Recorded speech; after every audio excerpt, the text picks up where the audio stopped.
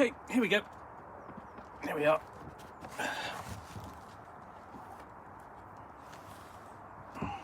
Hello. It is Sunday, January the 19th, on what is a cold, grey and chilly day. Fortunately, I have a nice hot cup of tea. And I am here for another unbagging in the Nook, because yesterday I was at GrogMeet 2025, which took place in Manchester. Another great day of gaming, organised by Dirt the Dice, Chris, and all the grognards of the basically members of the community for the Grognard Files podcast. Sadly, there was no GrogMeet in 2024 because somebody decided it would be a good idea to hold the MTV Music Awards in Manchester at the time when GrogMeet is usually held. So it's been it was moved back to January. I don't know when that's going to be the traditional home.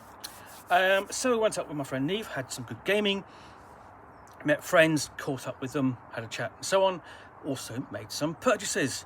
Not as many as I perhaps usually do. And this time it's mostly second-hand stuff that people are getting rid of that I wanted to review in due course. So let's have a look. So the only new thing I picked up was The Strange Case of the Shadow Traveller by Alison Saib, which is a Call of Cthulhu scenario published by Stygian Fox. I should be interested to see what this is like. Stygian Fox scenarios can be a little bit hit and miss, but I try and review them fairly as I can. Also, we have Rangers of the Midden Vale, not Vale. That's an entirely different location, and a lot sillier and a whole lot more green. This is a role-playing game in which a band of capable and intrepid, not incapable and intrepid rangers travel throughout the Vale to protect those that call home from trolls. So basically, think you're playing rangers in a fierce northern land. So not Middle Earth then, not Middle Earth. We've got the Fate Space Toolkit. This basically for running science fiction adventures for Fate. And there are a number of these toolkits which I managed to pick up at a very reasonable price. And these work with Fate Core. So another one is the Fate Horror Toolkit. And the Fate Accessibility Toolkit. So I want to dig into those at some point. I do like a bit of Fate. Also, we have the Fate Adversary Toolkit, basically designed to help you create your minions and foes for your Fate game. We have Maharlika, which is a techno-mystic science fantasy mecha role-playing game inspired by Filipino mythology. So yeah, I thought that would be really interesting, because obviously I'm interested in role-playing games that in general, but also role-playing games in particular that come out of different cultures and different countries, other than the English-speaking hobby that essentially that primarily role-playing is. We have Bone Marshes, which also includes Marsh Goons. This is written by David Schirduan, who is perhaps best known for publishing things like Bones Deep and Bridgetown. I've already reviewed those, really like them. I'm interested to see what this micro-clone is like, even though it's not a micro-clone in terms of size. What else do we have? I did actually pick up a wargame of all things, but it was inexpensive. And this is Osprey Books, Osprey Games, I should say. Gamma Wolves, a game of post-apocalyptic mecha warfare. I'll have a look at it. It's not something that's necessarily going to sit in my gaming shelves for very long.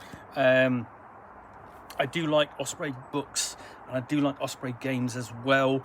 Even though that I'm not a wargamer, I do like the role-playing games that they publish a great deal. So what else have we got? Almost there.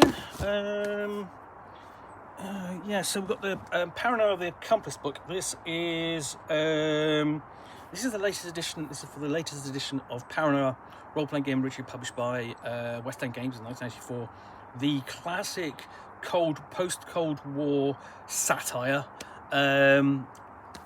Updated several times. This is the latest edition, and there's also the core book for it as well. So pick those up relatively inexpensively, and I'll be interested to look at those in due course, because recently well, you know, as I sit here, I mean, basically only basically 3 weeks ago that I reviewed the original Paranoia, and it's actually a great game, you know, basically in tone and feel. And lastly, this is Flik's Silverpen's Guide to Dragontown and the Darkness Below. Here we go.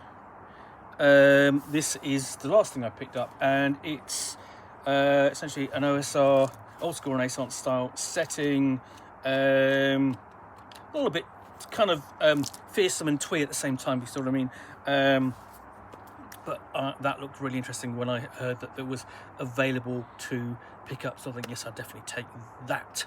So this is everything you know, basically that I picked up to review over not sorry, the next few months. May even do some unboxing of it, and it'll all keep me occupied and busy between now and the next convention, I hope,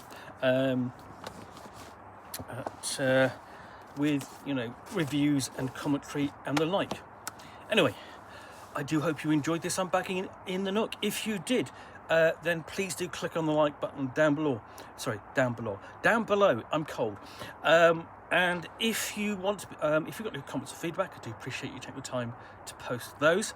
And if you want to be alerted to get more unboxings in the Nook, or indeed unbaggings in the Nook, where you'll typically see me out here with a box for the unboxings, of course, and then for the unbaggings, a bag. I'll unbag and sort of like talk about the contents, typically role-playing games and supplements, for roughly 10 minutes or so, all of course accompanied by a nice cup of tea. Then please do click on the subscribe button down below.